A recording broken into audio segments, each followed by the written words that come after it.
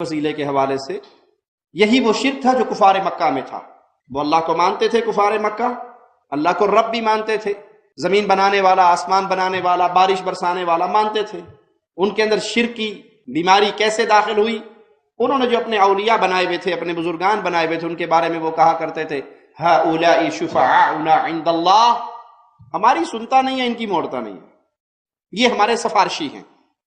ما نعبدهم الا لیقربونا الی اللہ زلفی، یہ ہمیں اللہ کے قریب کرتے ہیں۔ یہ ایک جرم تھا کفار مکہ کا۔ اسی بنیاد پہ ان کے ساتھ محمد کریم صلی اللہ علیہ وسلم نے جہاد کیا۔ اسی بنیاد پہ، یہی مخالفت کی بنیاد تھی کہ وہ تنہا اللہ کی عبادت نہیں کرتے تھے بلکہ اللہ کے ساتھ اوروں کی عبادت۔ عقیدے درست کر لو، شان رسالت مآب کو قرآن سے سمجھو، نہیں 4-5 رٹی ہوئی آیتیں دے کر، سیاق و سباق سے ہٹا کر مصطفیٰ کی شان کو گھٹانے سے توحید نہیں بنتی، تنقیص بنتی ہے۔ حضور کی شان اقدس اور عقیدہ رسالت کا ایک باب اور ہے، وہ یہ کہ آج ہم میں سے کئی لوگ ہم میں اس بات سے بھی گھبراتے ہیں کہ حضور کو وسیلہ بنانا چاہیے یا نہیں، اور یہ خیال کہ توسل کا کوئی بیان نہیں ہے عقیدہ دین میں اور توحید میں، یہ بھی انکار۔ وسیلہ کا لفظ کسی نے نہیں کھڑا، خود وسیلہ کا لفظ قرآن نے دیا ہے، اور ارشاد فرمایا گیا یا ایھا الذین آمنوا اتقوا اللہ وابتغوا الیہ الوسیلہ وجاہدوا فی سبیلہ لعلکم تفلحون۔ ایمان والو، اللہ سے ڈرو اور اللہ کا قرب پانے کے لیے اس تک کوئی وسیلہ تلاش کرو۔ سورہ مائدہ آیت نمبر 35، پھر اللہ پاک نے فرمایا اولئک الذین یدعون یبتغون الی ربہم الوسیلہ ایہم اقرب ویرجون رحمتہ۔ یہ لوگ جو پوجا کرتے، عبادت کرتے ہیں، کچھ لوگ ملائکہ کی، فرشتوں کی پوجا کرتے ہیں، کچھ لوگ جنات کی کرتے تھے، کچھ لوگ حضرت عیسیٰ کی، کچھ حضرت عزیر کی، کچھ ان کے بت بنا کے پوجا کرتے۔ قرآن نے کہا جن کی یہ عبادت کرتے ہیں، خواہ وہ حضرت عیسیٰ ہیں یا حضرت عزیر، خواہ وہ جنات ہیں یا ملائکہ، جن کے بت بنا کے عبادت کرتے ہیں، قرآن نے کہا ان کا اپنا عالم یہ ہے کہ یبتغون الی ربہم الوسیلہ، وہ خود خدا کا قرب چاہنے کے لیے وسیلہ تلاش کرتے ہیں۔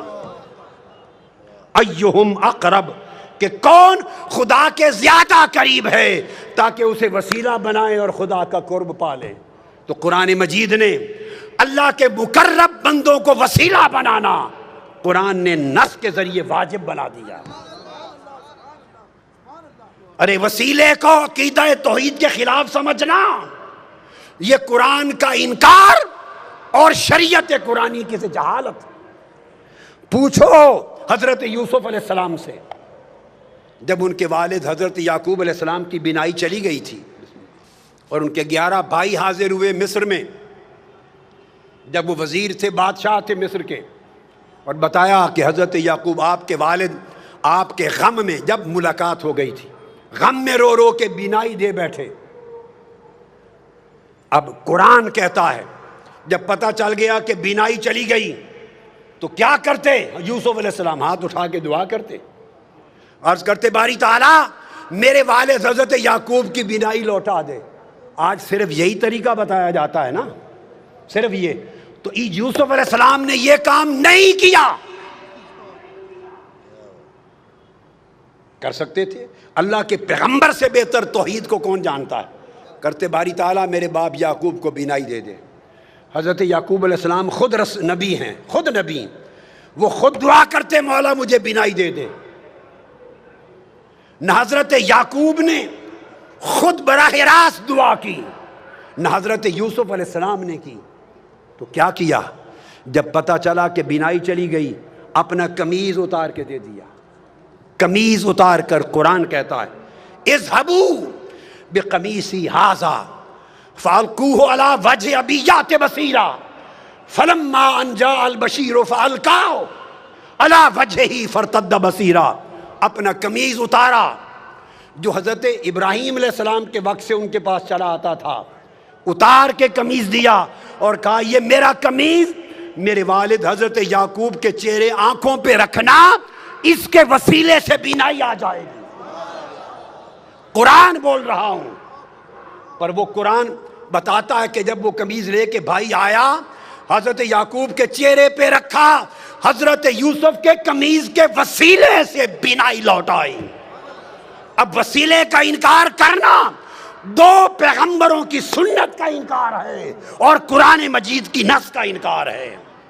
یہ کیسی جاہلانہ توحید ہے جو تمہیں وسیلے سے دور لے جا رہی ہے۔ آقا علیہ السلام کی اپنی سنت دیکھیے کیا ہے کہ حضور خود بھی وسیلے سے دعا کرتے۔ میں آپ کو حدیث دے رہا ہوں، اور یہ حدیث دے رہا ہوں، آج تک کسی محدث نے آقا کی اس دعا کی روایت کو رد نہیں کیا، رد نہیں کیا۔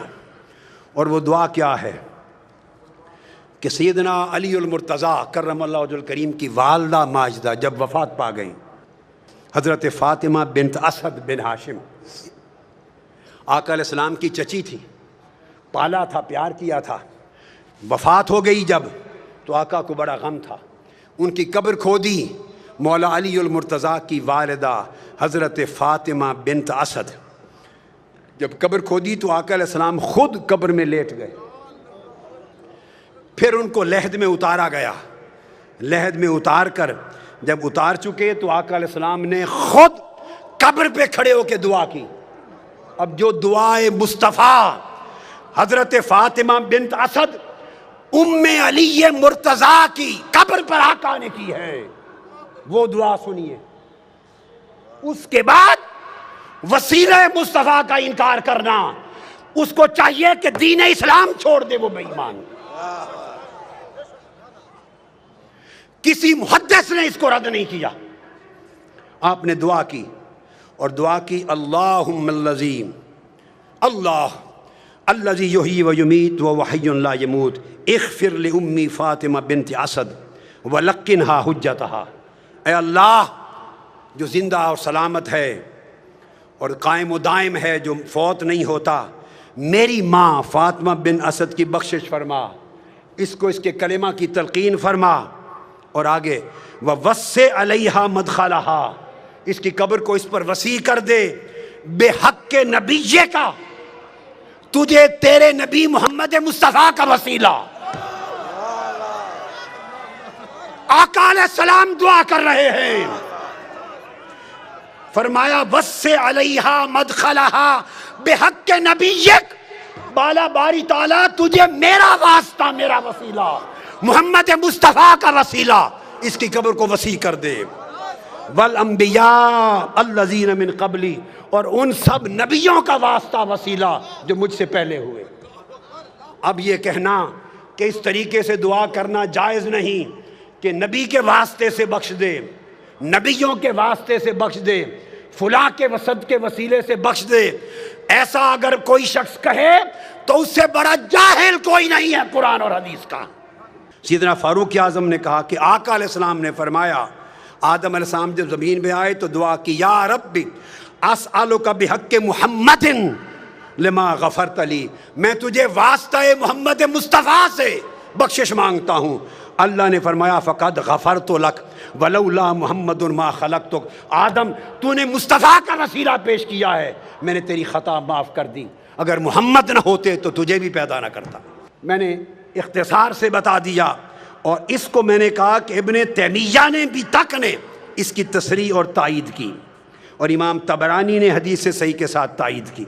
کون انکار کر سکتا ہے سوائے اس شخص کے جو جاہل ہے، جس نے عربی کتابیں کبھی کھول کے نہیں دیکھی، جس کو 2 سطریں پڑھنی نہیں آتی، اور وہ لوگوں کے سامنے عقیدہ بیان کرتا ہے۔ دعائے وسیلہ تاجدار کائنات نے سکھائی، کون ہے مصطفیٰ کی سکھلائی ہوئی دعائے وسیلہ کا جو انکار کرے؟ آقا نے فرمایا گھر جا، وضو کر دو، نفل پڑھ، اور یوں دعا کرنا، اللہم انی اسألک واتوجہ الیک بمحمد نبی الرحمت، یا محمد، پکارنا میرا نام لے کر، انی قد توجہت بک الی ربی فی حاجتی ہذہ لتقضی، اللہم فشفع فی، دعا کرنا ہے اللہ میں تجھ سے سوال کرتا ہوں اور تیری بارگاہ کی طرف متوجہ ہوتا ہوں نبی رحمت حضرت محمد مصطفیٰ کے وسیلے سے، حضور کے واسطے سے، یہ کہہ کر آقا نے فرمایا پھر مجھے پکارنا، کہنا یا محمد۔ آج لوگ کہتے ہیں کہ حضور کو پکارنا جائز نہیں، ارے جائز ناجائز کی شریعت آپ نے اور میں نے بنائی ہے، جائز ناجائز والی شریعت مصطفیٰ نے بنائی ہے۔ یہ حق نہ تجھے ہے نہ مجھے ہے، یہ حق مصطفیٰ کو ہے۔ مصطفیٰ خود فرمائیں گھر جا کے دعا کر کے مجھے پکار کے کہنا یا محمد۔ تم حضور کے منکر ہو، یہ کہہ کر انہوں نے دعا کی یا محمد، آپ کے وسیلے سے اللہ سے مانگتا ہوں۔ تو پھر حدیث پاک میں آتا ہے آگے، اس نے حضور کے وسیلے سے دعا مانگی۔ عثمان بن حنیف کہتے ہیں ابھی ہم بیٹھے ہی تھے، مجلس ختم نہ ہوئی تھی کہ وہ شخص بینا ہو کر پلٹ کر آ گیا مصطفیٰ کی بارگاہ میں۔ حضور کے وسیلے سے دعا مانگنے کی دیر تھی کہ بینا ہی لوٹ آئی۔ یہ حضور کی حیات پاک تھی۔ اب بعض لوگ یہ کہتے ہیں کہ وفات کے بعد حضور کو نہیں پکارنا چاہیے، اور وفات کے بعد آج حضور سے نہیں مانگنا چاہیے، وفات کے بعد حضور کا کوئی وسیلہ نہیں۔ ارے خدا کے بندو، اپنے من گھڑت دین کو لوگوں کو بیان کر کے گمراہ نہ کرو، وہ دین بیان کرو جو مصطفیٰ نے سکھایا ہے۔ اب یہی حدیث امام طبرانی روایت کرتے ہیں، اور امام بیہقی روایت کرتے ہیں، امام منذری روایت کرتے ہیں، اور لکھتے ہیں ھذا الحدیث حدیث صحیح۔ کوئی یہ نہ کہے کہ حدیث ضعیف دے رہا ہوں، ائمہ نے حدیث کو صحیح لکھا۔ کہتے ہیں وہی شخص حضرت عثمان غنی کا زمانہ تھا، وہ حیات تھا، وہ جس کی بینائی لوٹ آئی تھی حضور کے وسیلے والی دعا سے۔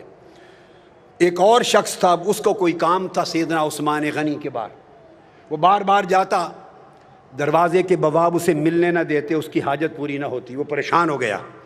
اچانک اس کی ملاقات عثمان بن حنیف والی روایت میں وہ جو نابینا تھا، حدیث الدریر، جو بینا ہو گیا تھا حضور کے وسیلے سے، اس سے ہو گئی۔ اس نے کہا آؤ گھر جا کے یہ دعا پڑھو اور حضور کو پکارو یا محمد۔ آقا علیہ السلام کا دور گزر گیا، سیدنا عثمان غنی کا زمانہ ہے۔ اس نے پھر دعائے وسیلہ پڑھی، یا محمد پکارا، پکار کے پلٹا، سیدنا عثمان غنی کے دروازے پر گیا ہی تھا، جو بواب اسے کھڑا نہیں ہونے دیتا تھا، اس نے بازو پکڑا اور عثمان غنی کی کرسی کے ساتھ جا کے بٹھا لیا، وہیں اس کا کام ہو گیا۔ اور محدثین فرماتے ہیں کہ اس سے ثابت ہوا کہ قیامت تک جب حاجت ہو تو وسیلہ مصطفیٰ کی ان کلمات کے ساتھ دعا کی جائے۔ آقا علیہ الصلوۃ والسلام، حضور کو یہ سمجھنا معاذ اللہ کہ زندہ نہیں، استغفر اللہ، خاک میں مل گئے۔ ارے خدا تجھے خاک میں ملا دے، مصطفیٰ کی بے ادبی کرنے والے، تمہیں خبر نہیں کہ انبیاء کے جسم کو زمین کھا نہیں سکتی، شہداء کے جسموں کو نہیں کھاتی، اولیاء کے جسموں کو نہیں کھاتی، تم انبیاء کی بات کرتے ہو اور پھر سید الانبیاء کی بات کرتے ہو۔